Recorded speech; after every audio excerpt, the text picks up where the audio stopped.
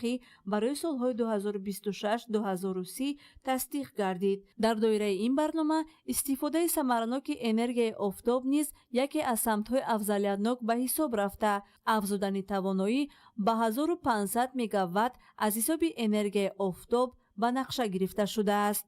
бо амалисозии нақшаву барномаҳои миллӣ соли 2032 истеҳсоли барқ дар ҷумҳурӣ пурра аз ҳисоби манбаъҳои барқароршаванда, яъне 100% бо энергияи сабз таъмин гардида, дар ин замина аз рӯи меъёрҳои байналмилалӣ то соли 2037 партови газҳои гулхонаӣ дар ҷумҳурии Тоҷикистон то ҳадди ниҳоӣ коҳиш дода мешавад.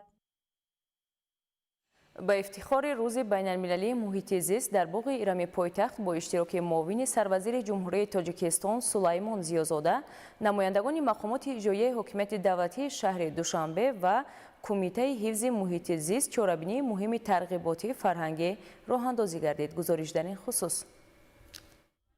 намоиши аксҳо аз табиати нотакрор бо дастовардҳои илмӣ, чорабинии муҳими тарғиботи фарҳангӣ бахшида бар рӯзи байналмилалии ҳифзи муҳити зист бо мақсади баланд бардоштани сатҳи огоҳии мардум оид ба масъалаҳои экологӣ ва ҳифзи табиат, олами набототу ҳайвонот, тоза нигоҳ доштани муҳити зист ва мубориза бо тағйирёбии иқлим роҳандозӣ шуда. дар заминаи он намоиши дастовардҳои илмӣ, озмоишӣ ва зарфиятҳои табиати зебои Тоҷикистон муаррифӣ карда шуд. дар чорабинӣ бо иштироки муовини сарвазири ҷумҳурии Тоҷикистон Сулаймон Зиёзода, намояндагони кумитаи ҳифзи муҳити зист таъкид гардид ки аҳамияти ҳифзи табиат, нигоҳдорӣ ва истифодаи оқилонаи захираҳои табиӣ ва масъулияти инсон дар назди табиат ва муҳити атроф тақозои замон буда. ҳифзи муҳити зист яке аз масъалаҳои муҳими сатҳи ҷаҳонӣ арзёбӣ карда шуд. Тоҷикистон ҳамчун ҷумҳурии дорои табиати нодир ва захираҳои бузурги обӣ ба масъалаҳои экологӣ таваҷҷӯҳи махсус зоҳир менамояд. кишвари мо дорои табиати нотакрор, пиряхҳои бузург, дарёҳои сероб ва гуногунии олами набототу ҳайвонот буда, сарватҳои табиӣ на танҳо барои Тоҷикистон,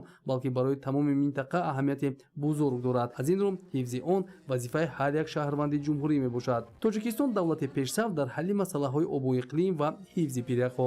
Президенти ҷумҳурии Тоҷикистон муҳтарам Эмомалӣ Раҳмон пайваста ба масъалаҳои вобаста ба ҳифзи муҳити зист ва истифодаи оқилонаи захираҳои табиӣ таваҷҷӯҳи махсус зоҳир менамоянд, хоса бо ташаббусҳои байналмилалии Тоҷикистон дар соҳаи обу иқлим ва таҳкими сиёсати фаъоли ҳифзи табиат. кишвари мо дар арсаи ҷаҳонӣ ҳамчун давлати пешсаф муаррифӣ гардид. аз ҷумла ташаббусҳои Тоҷикистон вобаста ба 10-солаи байналмилалии амал об барои рушди устувор солҳои 2018-2028 ва эълони соли ҳифзи пиряхҳо аҳамияти ҷаҳониро касб намуд. дар қисмати фарҳангии чорабинӣ бахшида ба рӯзи байналмилалии ҳифзи муҳити зист аз ҷониби аҳли санъат барномаи рангини фарҳангӣ пешниҳод гардид ки таҷассумгари асолати миллӣ ва зебоипарастии миллати тоҷик буд. Фахриддин Муҳаммадюсуф бо Улуристан, ахбор.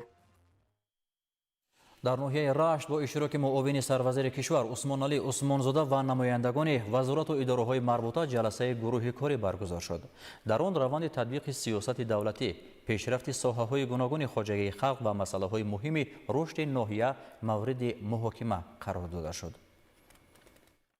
дар ҷаласаи муовини сарвазири мамлакат, намояндагони вазорату идораҳои ҷумҳурӣ, роҳбарони мақомотҳои ҳифзи ҳуқуқ, роҳбарони сохторҳои энергетикии ҷумҳурӣ ва минтақа, раисони шаҳру ноҳияҳои минтақаи Рашт ва фаъолону кормандони шабакаҳои барқ ширкат доштанд. дар ҷаласаи оид ба истифодаи ғайриқонунӣ ва ғайримақсадноки нерӯи барқ, паст кардани талафоти нерӯи барқ ва ҷамъоварии пурраи маблағи нерӯи барқ дар филиали шабакаҳои тақсимоти барқи ноҳияҳои тобеи ҷумҳурии минтақаи Рашт мавриди таҳлилу баррасӣ қарор дода шуд.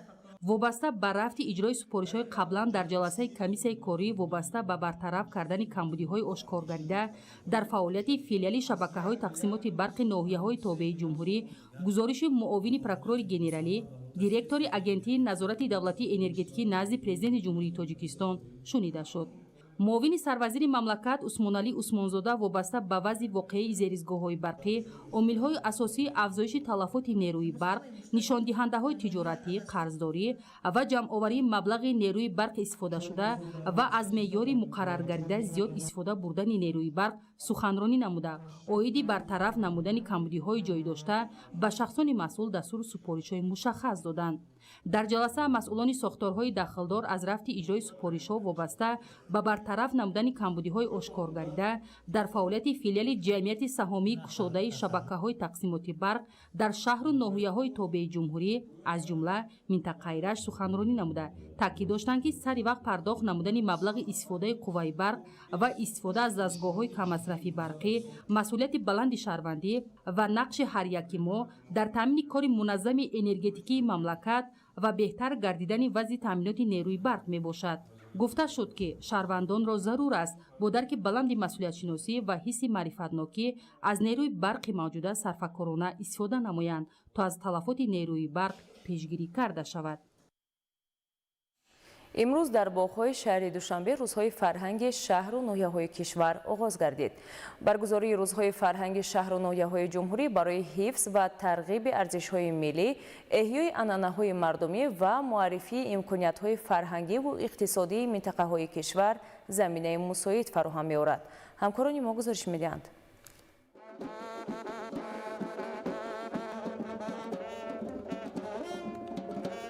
дар доираи чорабиниҳои фарҳангии ҷумҳуриявӣ бахшида ба таҷлили ҷашни 35-солагии истиқлоли давлатӣ имрӯз дар боғи фарҳангию фароғатии ба номи Абулқосим Фирдавсӣ рӯзи фарҳангии ноҳияи шаҳри Туз баргузор гардид. дар чорабинӣ намояндагони ҳукумати ҷумҳурии Тоҷикистон, мақомоти иҷроияи ҳокимияти давлатии шаҳри Душанбе, аҳли фарҳангу ҳунар, сокинону меҳмонони пойтахт иштирок намуда бо дастовардҳои иҷтимоиву иқтисодӣ ва фарҳангии ноҳияи шаҳри Туз аз наздик шинос шуданд. дар даромадгоҳи боғ намоиши маҳсулоти кишоварзӣ, ҳунарҳои мардумӣ ва дастранҷи ҳунармандони ноҳия ташкил карда шуд. дар намоишгоҳ маҳсулоти гуногуни кишоварзӣ, маҳсулоти коргоҳҳои истеҳсолӣ ва намунаҳои беҳтарини ҳунарҳои миллӣ ба маърази тамошо гузошта шуданд.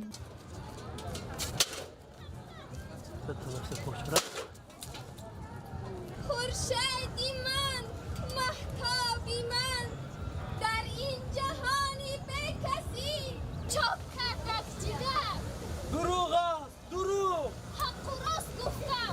меҳмонон ҳамчунин бо намунаҳои чакандӯзӣ, гулдӯзӣ, қолинбофӣ, кандакорӣ ва дигар ҳунарҳои анъанавии мардумии ноҳияи шаҳри Туз шинос гардида ба маҳорати ҳунармандони ноҳия баҳои баланд доданд. пеш барои як бемора ташхис кардан ба шаҳри Душанбе ки мо 200 километр зиёдтар дурем аз маркази ҷумҳурӣ меомаданд. имрӯз шукрона ҳамин истиқлолият мекунем ки ҳукумати ҷумҳурии Тоҷикистон беморхонаи моро бо ҳамин таҷҳизотҳои бигем ки рақамӣ таъмир карданд ва ҳоҷат ба шаҳри Душанбе омадан нест. дар бисёри заруратҳо аллакай ташхис мешавад ва мавриди табобат дар ҳамон маркази ноҳия мешавад. кадоме ки масалан як сол пеш нарафта буд шаҳри Туз, имрӯз равад дигар аст. имрӯз масалан биноҳои баландошёна сохта истоданд. имрӯз дигар ободӣ ҳаст. дар ҳамаи бигем ки инфраструктураи ноҳияи мо пешравӣ дида мешавад.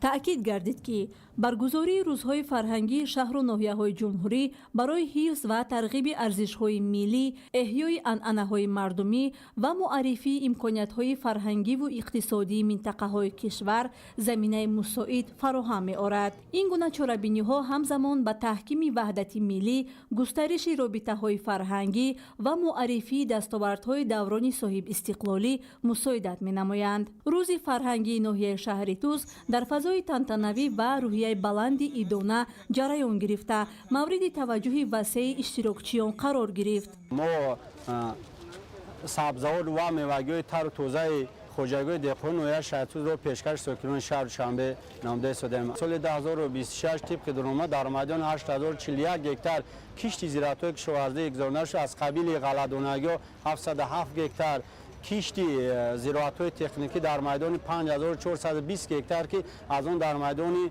5400 гектар кишти пахта гузаронида шудааст ки айни ҳол ба ҷамъоварии сабзавот ва ғалладонагиҳо шурӯъ намудем ки имрӯз боша мо дар пойтахти азизамон шаҳри Душанбе از این سبزوادهای تر توزه ناحیه شهرتوز که امروز در باغ ابوالقاسم فردوسی با یک شکوه بلند جشن گرفتیم، از قبیل سبزوادها و غله‌دانگی ما پیشکش آنها کرده ایم. در انجام چاره‌بینی هنرمندان ناحیه شهر توز برنامه فرهنگی کنسرتی منظور اشتراکچیان نمودند. سرودهای وطن دوستانه، ترانه‌های مردمی و رقص‌های ملی به چاره‌بینی حسن تازه بخشیده تعبیه حاضرین را بالیده گردانیدند. باید گفت که روزهای فرهنگ شهر و ناحیه‌های جمهوری طبق نقشه چاره‌بینی‌های جمهوریوی تا آخر ماه آگوست در باغ‌های فرهنگی و فراغتی شهر دوشنبه ادامه یافته شهر و ناحیه‌های گوناگون مملکت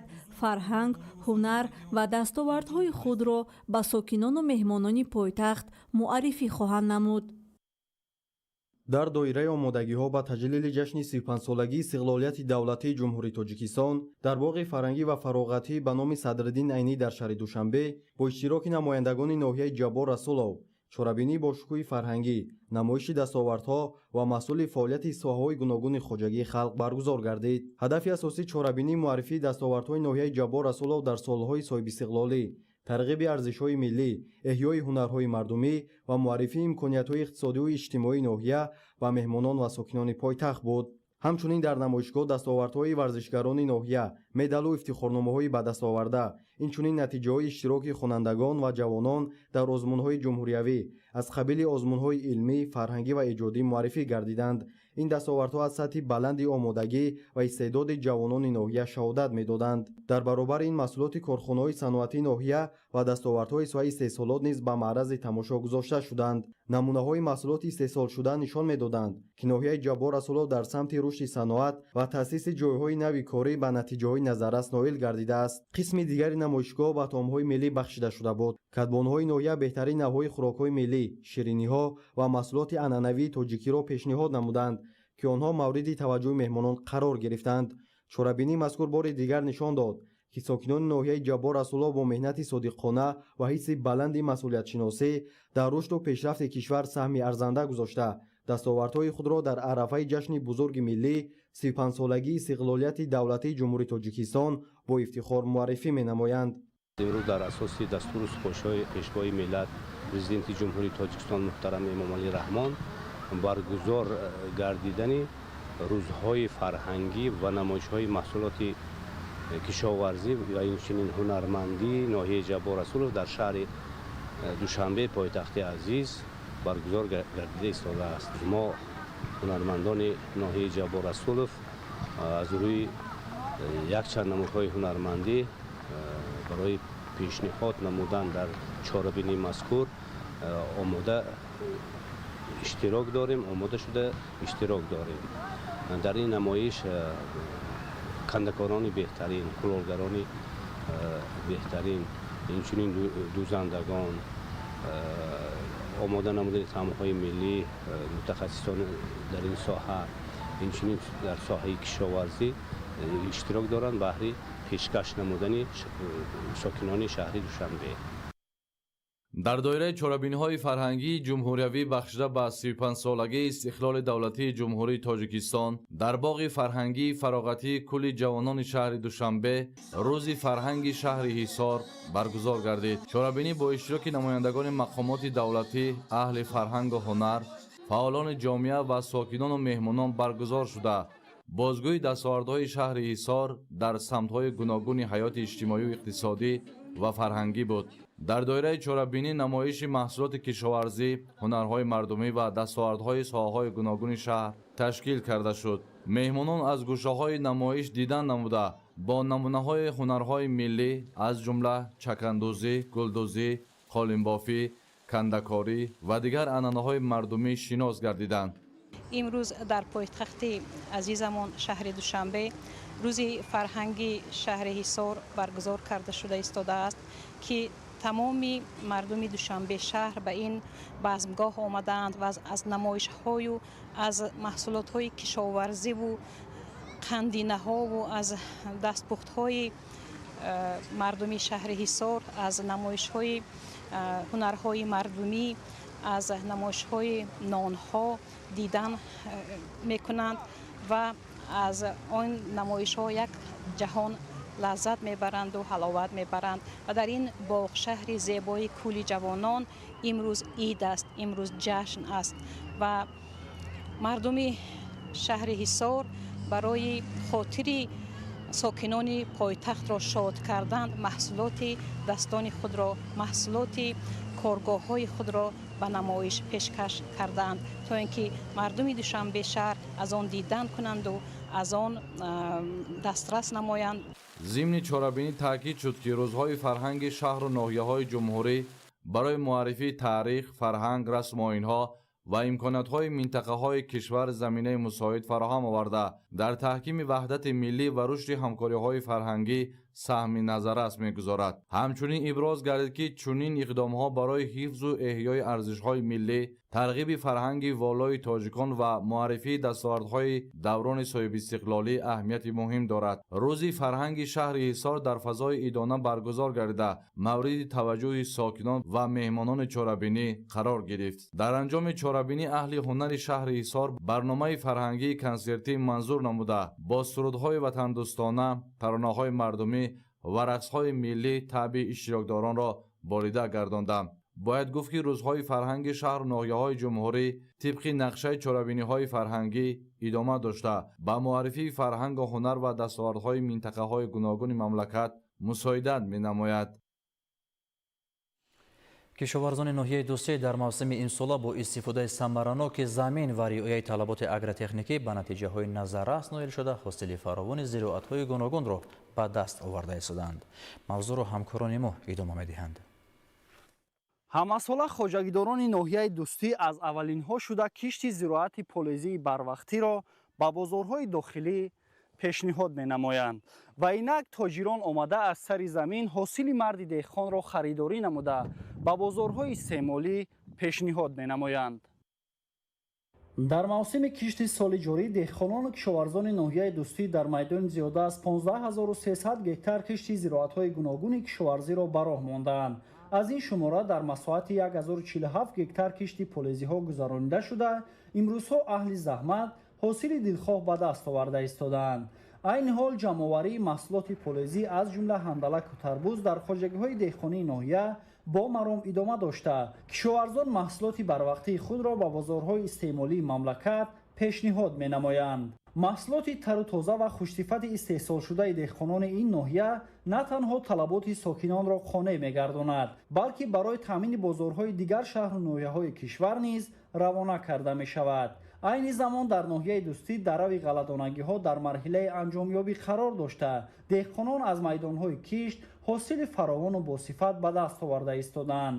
кишти ғалладонагиҳо имсол дар майдони 2756 гектар гузаронида шуда аз ин ҳисоб 1870 гектарро гандум ташкил медиҳад ки натиҷаи заҳмати содиқонаи кишоварзон ва истифодаи самараноки замин мебошад. ҳамзамон хоҷагидорони ноҳия тасмим гирифтанд ки дар мавсими нави кишт дар масоҳати 8476 гектар кишти такрорӣ гузаронанд. ин иқдом имкон медиҳад ки бозорҳои мамлакат дар фаслҳои оянда низ бо маҳсулоти тару босифати ватанӣ таъмин гарданд. дар ноҳияи дӯстӣ 14330 гектар замини корам мебошад. аз замин ҳозир мана кишти такрорӣ аллакай сар шуданд. то ҳозир мана кишти сабзавотии гуногун кор киш карда будем. сабзавоти барвақтӣ, карам, лаблаби сурх ҳаминҳоро ҷамъоварӣ карда ҳозир ҷойишта кишти такрорӣ рафта истоданд. картошкара пурра ҷамъоварӣ карда шудем. 282 гектар картошка буд. аз ҳар як гектар картошка 200 сентнер ҳосил ҷамъоварӣ карда аллакай ҷойишта ҳозир маккаи барои дон киш гузаронида шуда истодааст. дар ин баробар рушди боғдорӣ низ дар ноҳия сол аз сол густариш меёбад.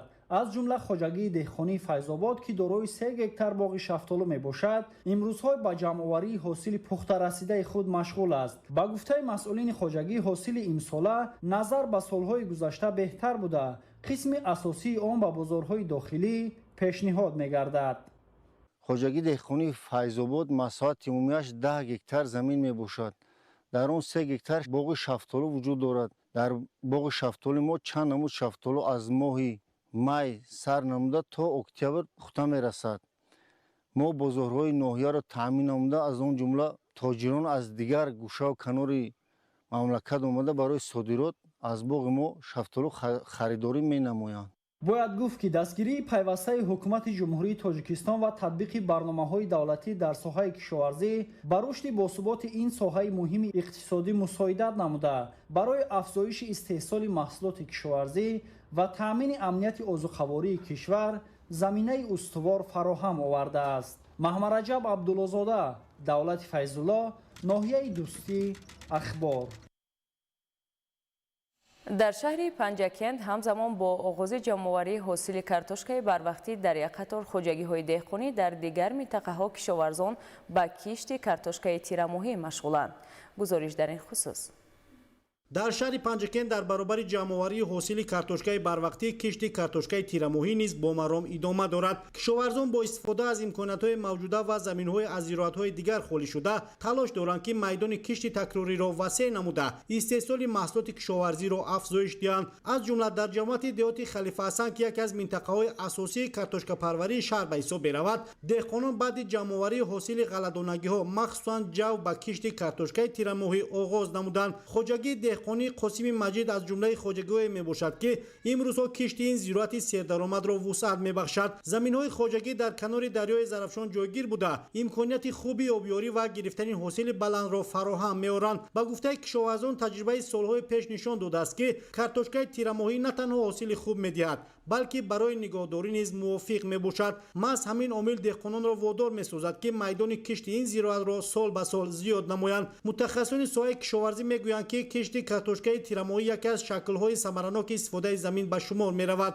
зеро баъди ҷамъоварии ҳосили ғалладонагиҳо замин холӣ намемонад ва аз як қида дар як сол 2 маротиба ҳосил гирифта мешавад. айни ҳол дар хоҷагиҳои деҳқонии деҳоти халифа ҳасан ва дигар минтақаҳои картошкапарвари шаҳр даҳҳо нафар кишоварзон ба кишти картошкаи тирамоҳӣ машғул мебошанд. қайд мегардад ки рушди картошкапарварӣ дар шаҳри панҷакент ба яке аз самтҳои афзалиятноки соҳаи кишоварзӣ табдил ёфтааст.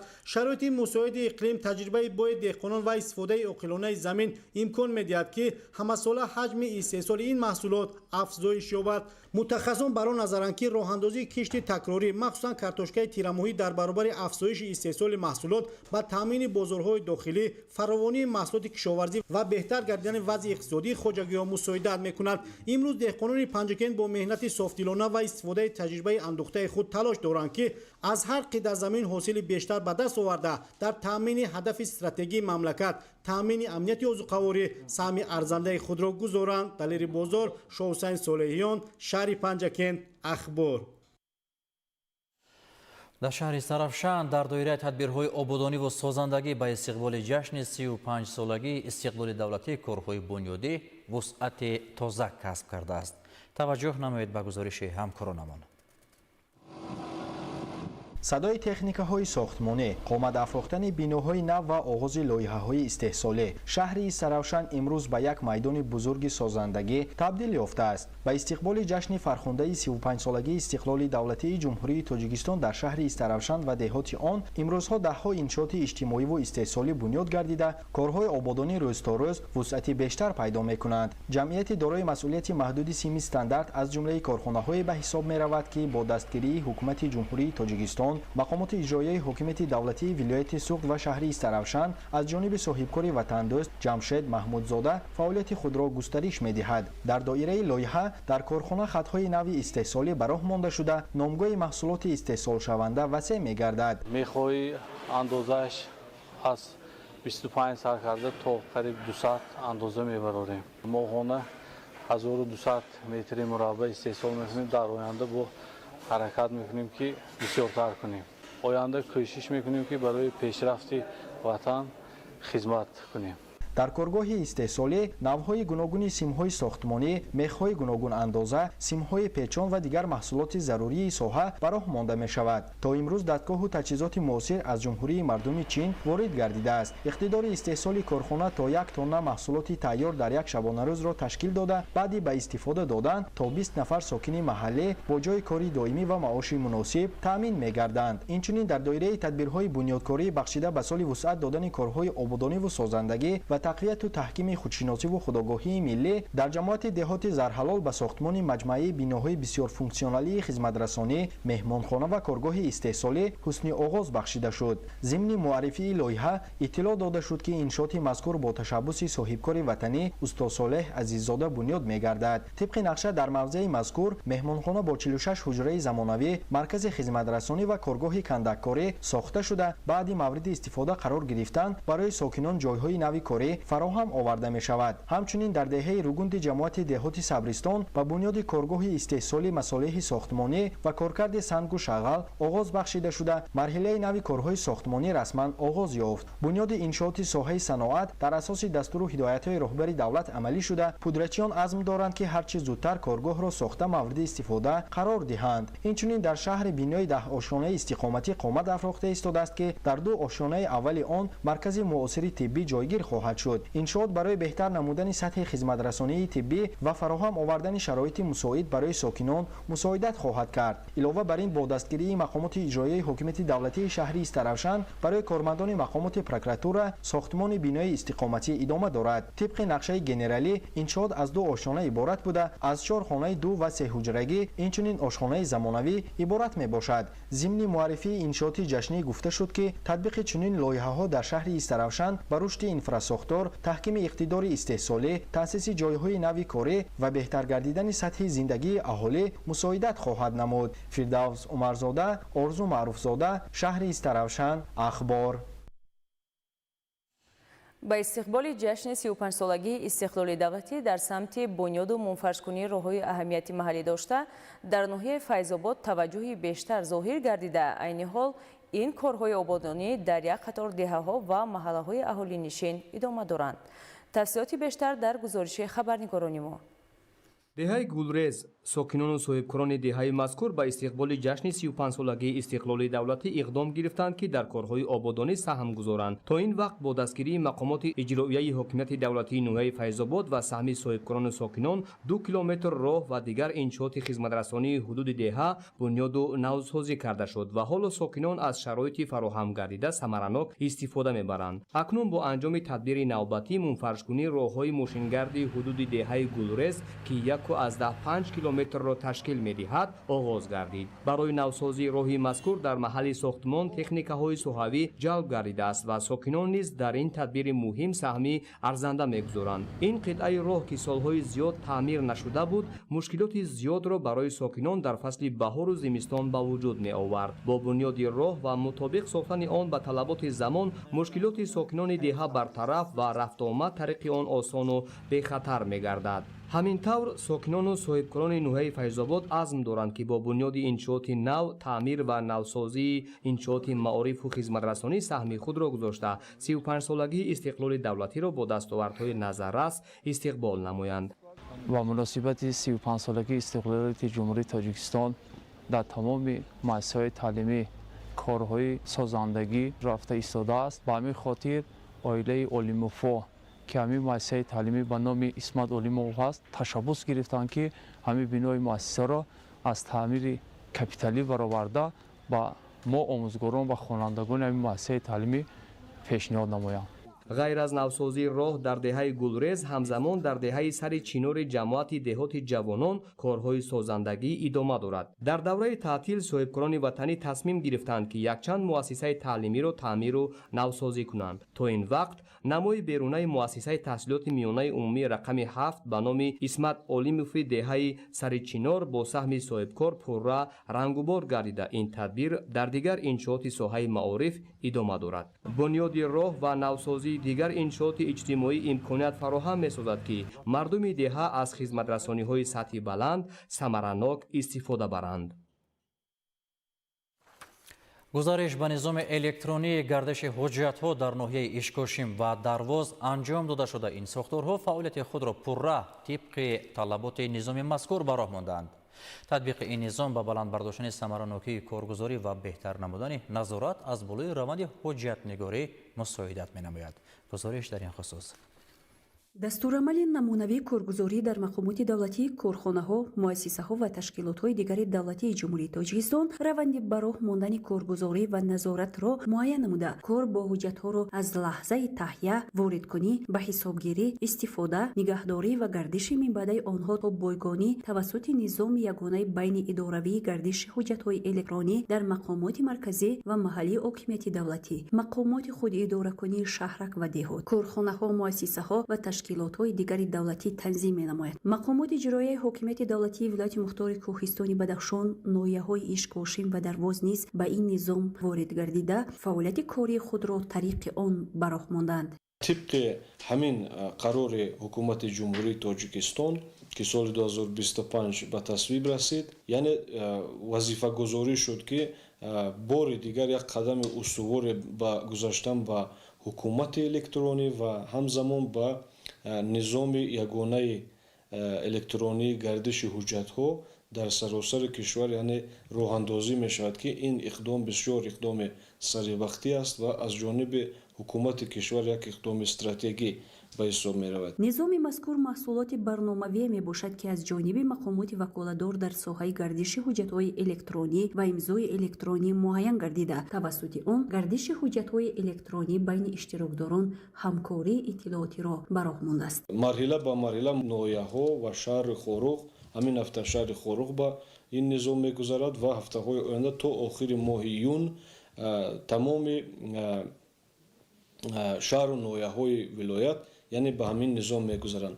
ҳафтаи гузашта тамоми раёсату идораҳои вилоятие ки дар вилояти мухтори Кӯҳистони Бадахшон фаъолият менамоянд, инҳо низ пурра ба низоми электронӣ гузаштанд. гузариш ба низоми электронӣ имконияти мусоид фароҳам овардааст ки ҳангоми ворид гардидани мактуб муҳити давлатӣ онро тариқи электронӣ ба қайд гирифта, иҷрои онро таҳти назорат қарор медиҳанд ва дар муҳлати муайян ҷавоб ирсол мегардад. бояд гуфт ки вилояти мухтори Кӯҳистони Бадахшон ба низоми электронии гардиши ҳуҷҷатҳо гузашта, ин раванд қадами муҳим дар самти беҳтар намудани фаъолияти мақомоти давлатӣ ва рушди ҳукумати электронӣ ба ҳисоб меравад. Муҳираи Тоҳир, Муборакшоҳи Рустам, вилояти мухтори Кӯҳистони Бадахшон, ахбор.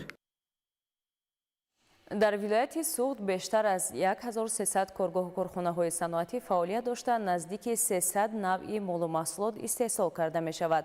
бо мақсади таъмини бозори дохилӣ бо маҳсулоти истеҳсоли ватанӣ ва тақвият бахшидани иқтидори содиротӣ, ҳоло дар шаҳру ноҳияҳои вилоят бунёди чандин коргоҳу корхонаҳои саноатӣ идома дорад. тафсилоти бештар дар гузориши Абдуваҳоби Абдусаттор. бо мақсади коҳиш додани ҳаҷми воридот, таъмини бозори дохилӣ бо маҳсулоти истеҳсоли ватанӣ, тақвияти иқтидори содиротӣ ва таъсиси ҷойҳои нави корӣ ки аз вазифаҳои муҳим дар самти татбиқи ҳамаҷонибаи ҳадафи чоруми миллии саноатикунонӣ бо суръати кишвар ба ҳисоб меравад, дар вилояти Суғд тадбирҳои зарурӣ амалӣ шуда, ҳамасола дар заминаи дастгирии ташаббусҳои созандаи соҳибкорону сармоягузорон коргоҳу корхонаҳои нави истеҳсолӣ ба истифода дода мешаванд. дар идомаи тақвияти корҳо дар самти татбиқи ин ҳадафи муҳим ки таъмини фаровонии бозори дохилӣ ва зиёд гардидани ҳаҷми содироти маҳсулот ба хориҷи кишвар аз он вобаста аст, дар давоми 5 моҳи сипаришудаи соли равон дар вилояти Суғд 51 коргоҳу корхонаи нави истеҳсолӣ мавриди баҳрабардорӣ қарор дода шуд. коргоҳу корхонаҳои нав асосан дар соҳаҳои саноати сабук, дорусозӣ, кимиё, масолиҳи бинокорӣ, маъдан ва хӯрокворӣ таъсис дода шуда, дар онҳо сокинон бо ҷои кору маоши хуб таъмин гардиданд. бо мавриди баҳрабардорӣ қарор додани корхонаҳо ҳаҷми истеҳсоли маҳсулот зиёд шуда, саҳми вилояти Суғд дар ташаккулёбии ҳаҷми маҳсулоти саноатии мамлакат ба 60% баробар гардид. ҳоло дар вилоят бо дастгирии ҳукумати кишвар соҳибкорон раванди бунёду ба кор даровардани коргоҳу корхонаҳоро тақвият мебахшанд. барои ба кор даровардани коргоҳу корхонаҳои муштарак ҷалби сармоя ҳам бештар шудааст. ҳоло дар вилоят бештар аз 1300 коргоҳу корхона фаъолият дошта, тадбирҳои амалишуда боис ба он гашт ки дар давоми 5 моҳи соли равон ҳаҷми истеҳсоли маҳсулоти саноатӣ зиёд гардад. дар вилояти Суғд имконият ва иқтидори коркарди ҳамаҷонибаи меваю сабзавот ҳам зиёд буда, ҳамасола ҳаҷми бештари маҳсулоти тайёр аз ҷумла афшура, нӯшоба, мураббо ва дигар намуди консерваи меваю сабзавот ба хориҷи мамлакат содирот карда мешавад. ҷиҳати зиёд намудани ҳаҷми истеҳсоли маҳсулот ва васеъ намудани харитаи содирот, мақомоти иҷроияи ҳокимияти давлатии вилояти Суғд бо соҳибкорону сармоягузорон тадбирҳои заруриро амалӣ намуда, фаъолияти бештар аз 50 коргоҳу корхонаи коркард ва банду басти маҳсулоти кишоварзиро тақвият мебахшад. бо таваҷҷӯҳ ба истифодаи ҳамаҷонибаи имконияту иқтидорҳои содиротӣ, хусусан риояи ӯҳдадориҳо оид ба талаботи сифат ва баланд бардоштани рақобатпазирии маҳсулоти ватанӣ, давоми солҳои охир дар вилоят шумораи коргоҳу корхонаҳои коркард ва банду басти маҳсулоти кишоварзӣ зиёд гардид. чунин корхонаҳо асосан дар шаҳру ноҳияҳои Хуҷанд, Исфара, Истарафшан, Конибодон ва Бобоҷон Ғафуров ба кор дароварда шуданд, ки дар онҳо аслан коркард ва банду басти меваи хушк, сабзавот, истеҳсоли нӯшоба, афшураю мураббо ва дигар намуди консерваҳо мутобиқ ба талаботу стандартҳои ҷаҳонӣ роҳандозӣ гардид. Абдуваҳоби Абдусаттор, Илёс Бобоҷон, вилояти Суғд, Ахбор. дар шаҳри Ҳисор ҷиҳати саҳмгузорӣ дар саноати кунунӣ бо сурати кишвар тадбирҳои зарурӣ андешида мешавад. истеҳсоли маҳсулоти рақобатпазир дар корхонаву коргоҳҳои саноатии шаҳр ба таъмини талаботи аҳолӣ бо маҳсулоти худӣ мусоидат намуда, афзоиши содиротро таъмин ва ба таъсиси ҷойҳои нави корӣ замина гузоштааст. ҳикматулло Назарзода гузориш медиҳад.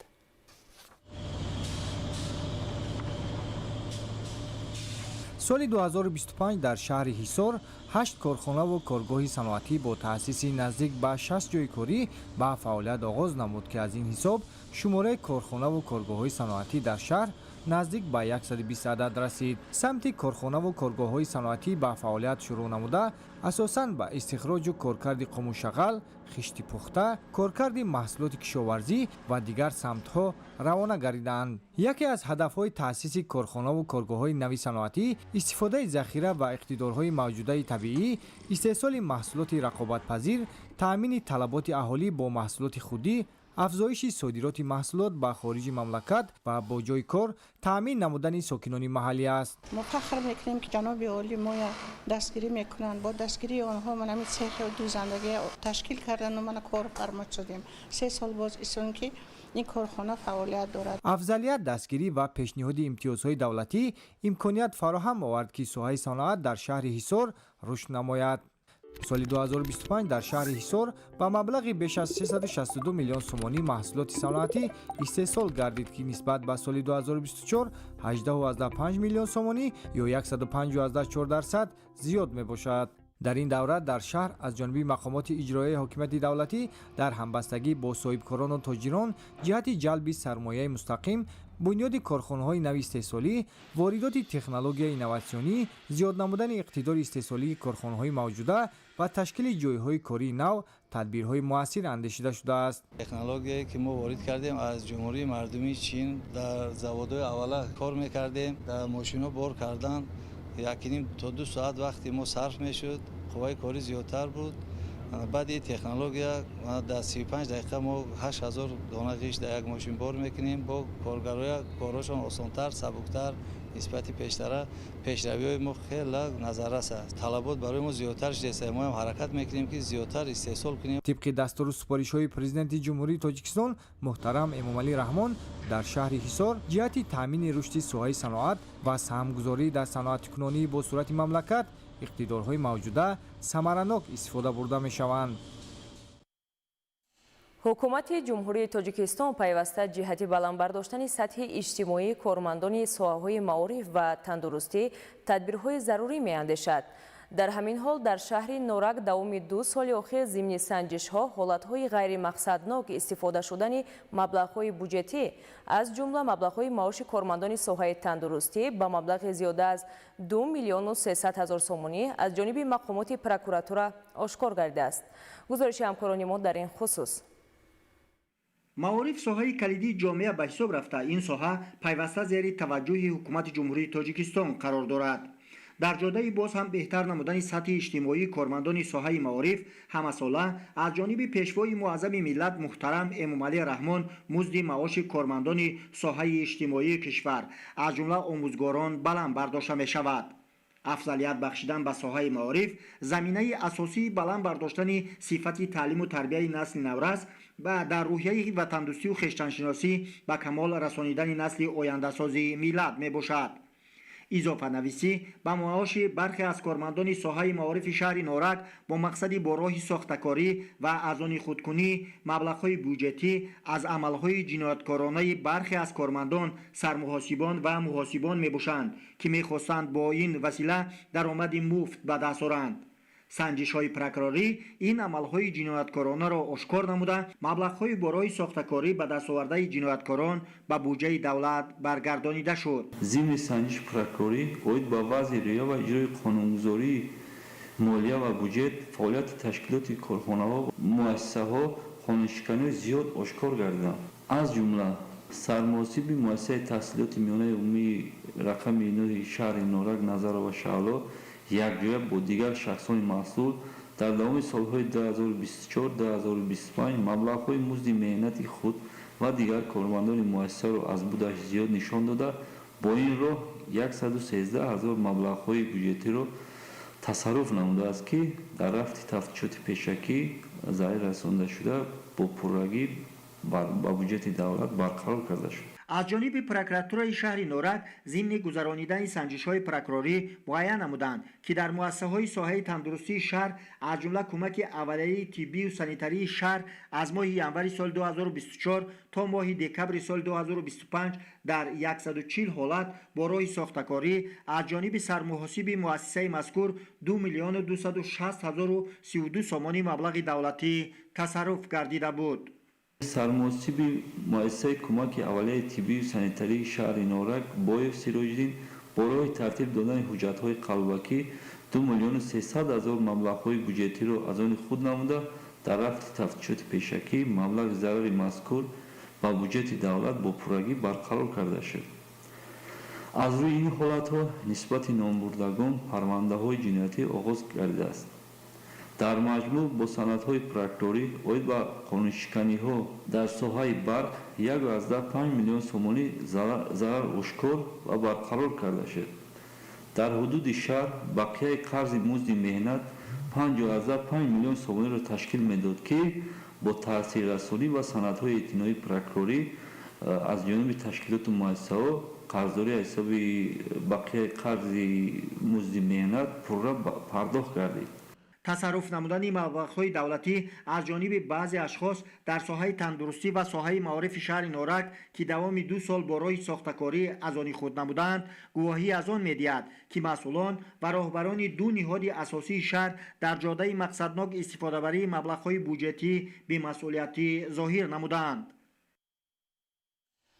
در روند نظارت و کارهای فهماندهی حالتهای استفاده غیرقانونی نیروی برق پیوستشوی خودسرانه و دیگر قانونشکنی‌ها آشکار می‌شوند. از جمله در شهر اصفهان از جانب کارمندان ریاست اگنتی نظارت دولتی انرژتیکی نزد پرزیدنت جمهوری تاجیکستان در ولایت سوخت تنها در ماه می حالت دزدی نیروی برق به مبلغ بیش از 2 میلیون سومانی آشکار شده است.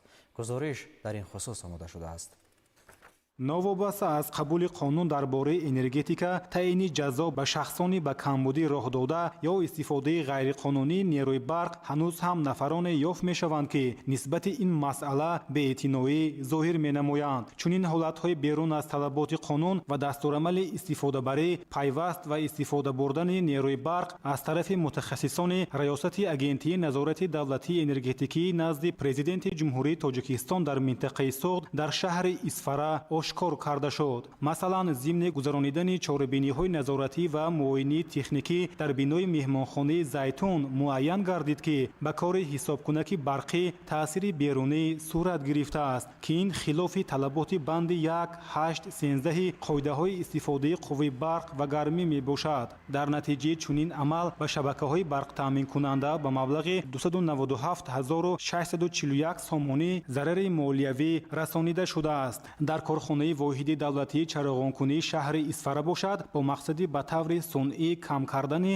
талафоти барқ аз ҷониби масъулини шабакаҳои барқи исфара ба изофанависӣ дар ҳаҷми 1,690,748 киловатт-соат роҳ дода шудааст ки ин низ бархилофи талаботи бандҳои 1.7.1 ва 1.7.2 қоидаҳои истифодаи қувваи барқ ва гармӣ мебошад. зимни доирсозии санҷиши техникӣ дар маркази савдои аниса муайян карда карда шуд ки ҳисобкунаки барқӣ аз тарафи намояндагони ҷамъияти саҳомии кушодаи шабакаҳои тақсимоти барқ қабул ва тамғагузорӣ карда нашудааст. таҳлил нишон дод ки сарфи энергияи барқи моҳонаи муштарӣ бо назардошти таҷҳизотҳои барқӣ дар маркази савдо истифодашаванда хеле кам буда шубҳаовар мебошад. ин аз он шаҳодат медиҳад ки ба кори ҳисобкунаки барқӣ таъсири берунӣ расонида шудааст. ҳамзамон изофанависӣ дар самти кор бо аҳолӣ бо нишондоди ҳисобкунакҳои барқӣ вуҷуд надошта дар ҳаҷми 4 миллиону 619 ҳазору 577 киловатт соат низ ошкор карда шуд ки ин кор бо мусоидати роҳбар ва кормандони шуъбаи тиҷоратии шабакаҳои барқи исфара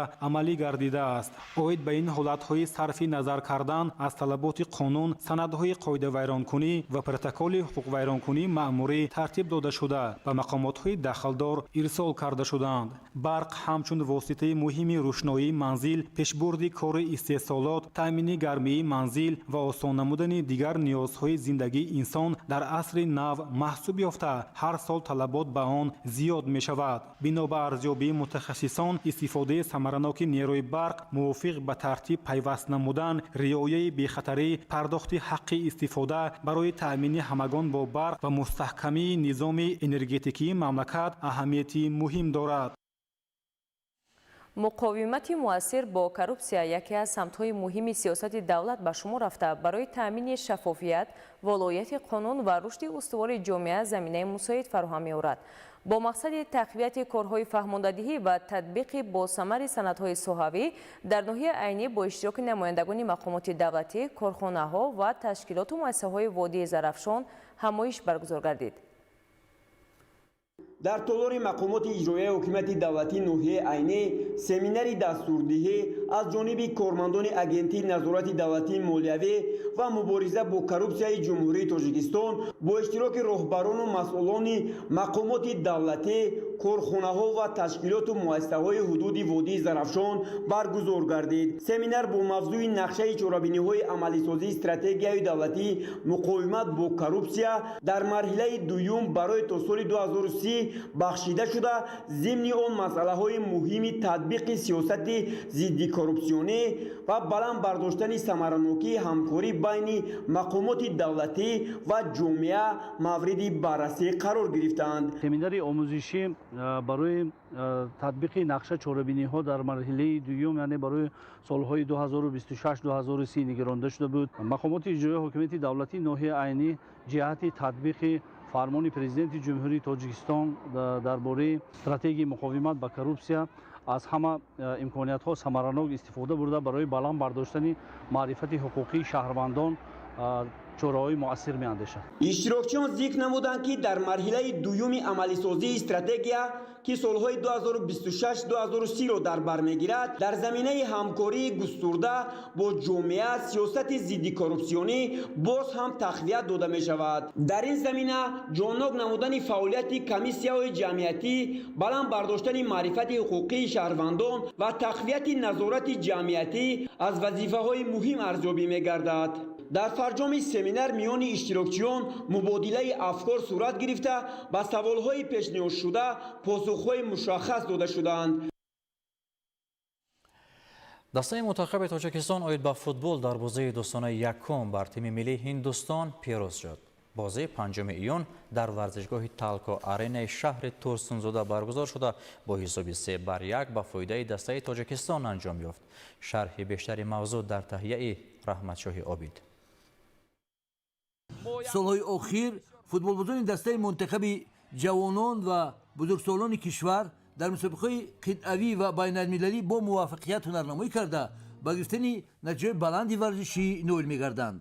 боиси хурсандӣ ва ифтихор аст ки тими миллии футболи Тоҷикистон дар бозии аввали дӯстона мунтахаби Ҳиндустонро бо натиҷаи 3-1 шикаст дод. ин бозӣ дар доираи рӯзҳои расмии ФИФА Федератсияи байналмилалии футбол дар варзишгоҳи Талко аренаи шаҳри Турсунзода бо ҳузури беш аз 10 000 тамошобинон баргузор шуд. дар ибтидои вохӯрӣ дар дақиқаи 8 Мактон Лоус аз тими Ҳиндустон қоидаи бозиро дағалона вайрон кард ва рефери марказ ҷаримаи 11 метра таъин намуд ва ҳамлагари мунтахаби Тоҷикистон Шердин Бобоев аз пеналти ё ҷаримаи 11 метра ҳисобро боз кард. голи дуввумро ҳимоятгар Меҳрубон Каримов дар дақиқаи 62 аз ҷаримагоҳ бо зарбаи сар зад. баъди 5 дақиқа ниҳмоятгар эҳсони панҷшанбӣ низ аз ҷаримагоҳ голи сеюмро ба самар расонд. голи ягонаи меҳмононро Фарух ҳоҷӣ Қасам, бозингари мунтахаби Ҳиндустон, дар дақиқаи 89 ба дарвозаи мизбонон ворид намуд. дидор бо мунтахаби Ҳиндустон дар шаҳри Турсунзода нахустин бозии тими миллии Тоҷикистон бо сарварии Игор Ангеловский дар мақоми сармураббӣ ба ҳисоб меравад. дар умум ин бозии ҳаштум миёни мунтахаби Тоҷикистону Ҳиндустон дар тӯли 18 сол буд. дар 4 бозии футболбозони тоҷик дар 2 дидор бозингарони ҳинд ғалаба карда ва 2 бозӣ мусовӣ анҷом ёфтааст. Хомил Ҷамили 49 сола аз Кувейт ки вазифаи сармураббии тими миллии Ҳиндустонро ба зимма дорад, соли гузашта ҳам дастааш ба Тоҷикистон омада буд. мунтахаби Тоҷикистон дар нахустин бозиаш дар мусобиқоти байналмилалии ҷоми миллатҳои Кафа 2025 дар гӯҳи беки моҳи сентябри порсол дар ваҷгоҳи марказии шаҳри Ҳисор доир шуд, аз тими миллии Ҳиндустон бо натиҷаи 1-2 шикаст хӯрда буд.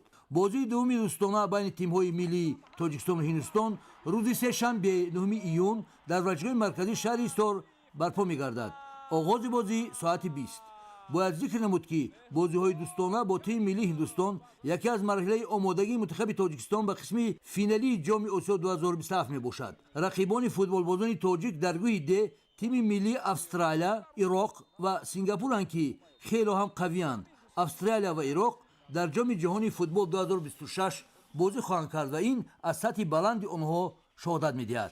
дар воқеъ мунтахаби Ироқ бозии дӯстонаро муқобили тими миллии Испания бо натиҷаи 1-1 мусовӣ анҷом дод. бинандаҳои гиромӣ, ин буд нашри муфассали барномаи иттилоотии ахбор. сиҳату хонобод бимонед.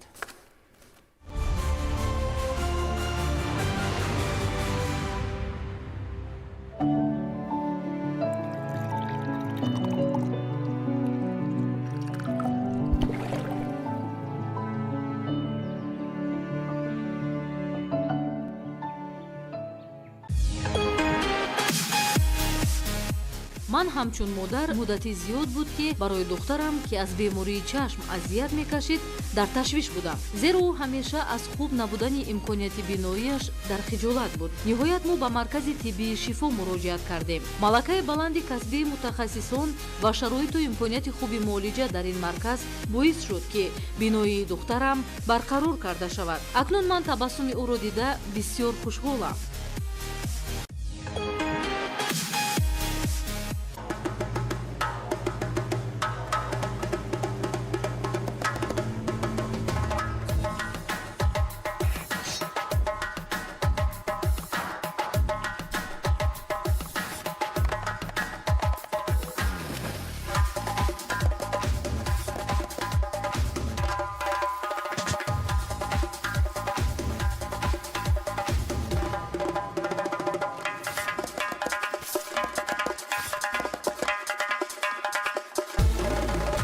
Акома.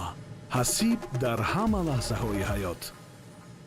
Боль в спине, боль в шее, боль в суставах. Если Б, на помощь придет А. Амилатекс гель. Двигайся смелее.